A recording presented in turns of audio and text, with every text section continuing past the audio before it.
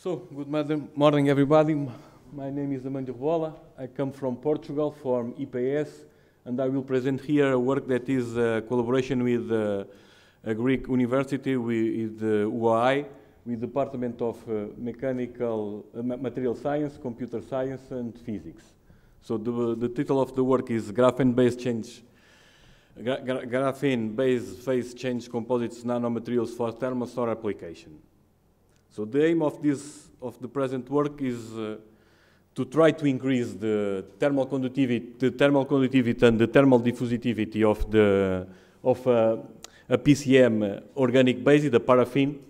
And for this, we have tried to do it by adding nanoparticles. And these nanoparticles based in graphene nanoparticles. There is other particles in the market. The solutions here was by the nanoparticle because one of the others that are many studies are oxidal particles of metals that have one of the inconveniences that they have a density very different from the PCMs, and over the time they will sedimentate at the end and they don't guarantee an homogeneous distribution of the particles in the paraffin in the medium over the time.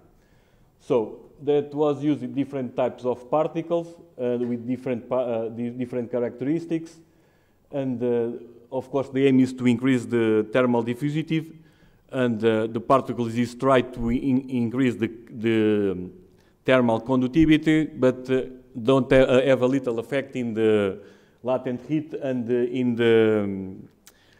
the specific heat of the paraffin.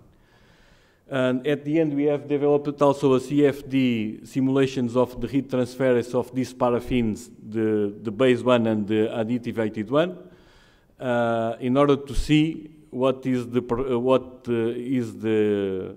influence of increasing the thermal diffusivity of the paraffin in a real situation. So, the paraffin used was a commercial paraffin that has a nominal melting temperature of 53 degrees. The commercial name is A53, and the nanoparticles used in order to try to increase the thermal conductivity was three types of nanoparticles that are available on the market. Was grade M, that is nanoparticles with 6 to 8 nanomicrons of diameter and of thickness and the diameter of 5 nanometers, M5. There is other one that was used, it is M15, is the same particles but with a little higher diameter, 15 microns, and these particles have a specific surface area of between 120 and 250 square meters by gram. The other kind of particles that was used, it's grade H. This is particles that have 50 nanometers of thickness and the diameters of 5 microns, and the typical surface area between 15 and 18 square meters by gram. And the final particles used is grade C.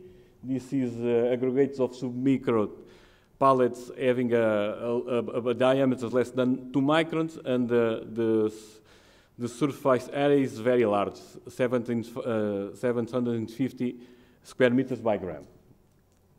And here we have how this was prepared. So the paraffin was melted and then heated until a temperature of 70 degrees, and the nanoparticles was added to these paraffins, and the starring in order, and was the composer was starting in order to achieve homogeneous distribution of the particles inside the paraffin.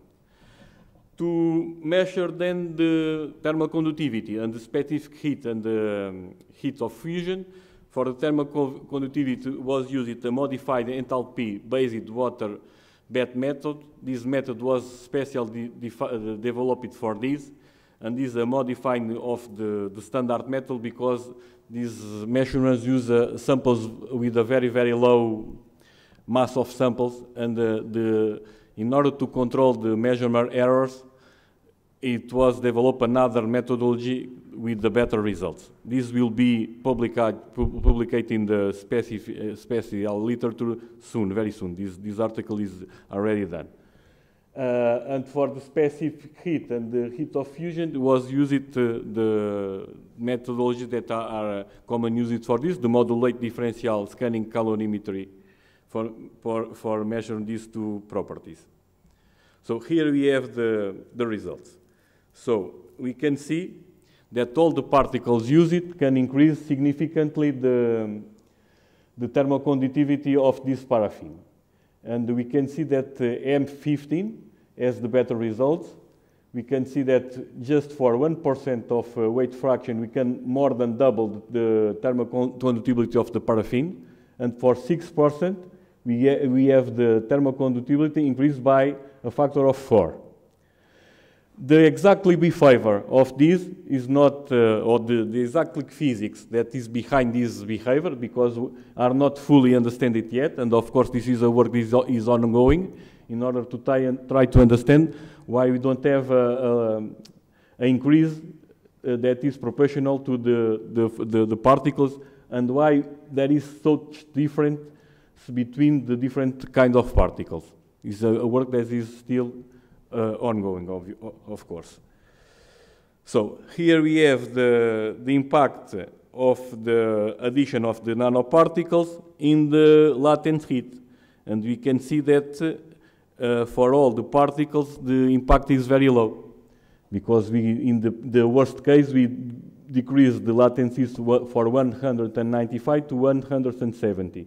And for this case, we have multiplied the thermal conductivity by 4. So we have a very small impact in the latent heat of fusion with these nanoparticles.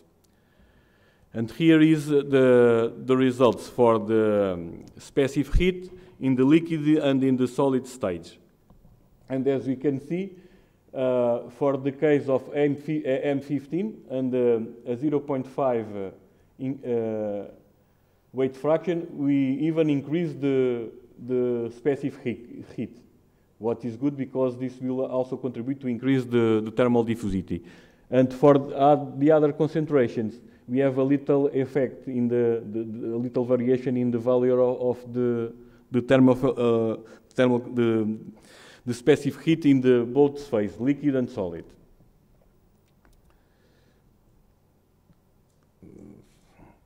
So, at the end, what we have done is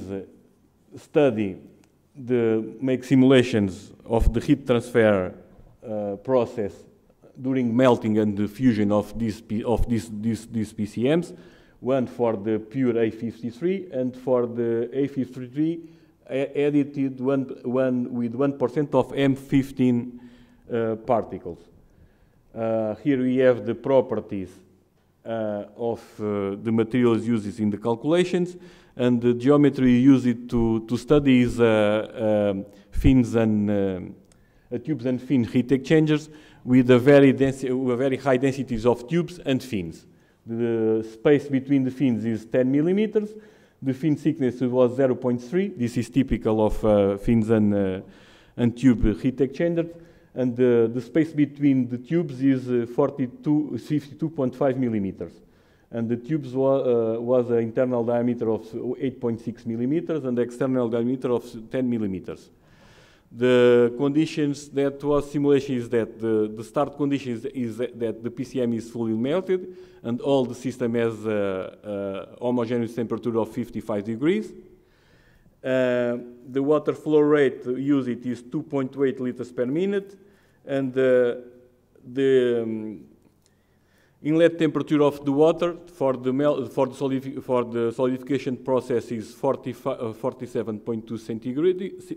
Is 5 degrees below the liquid temperature of the PCM.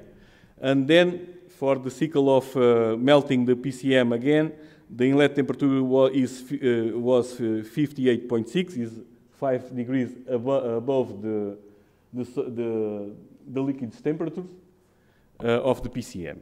And here we have the results. So we can see that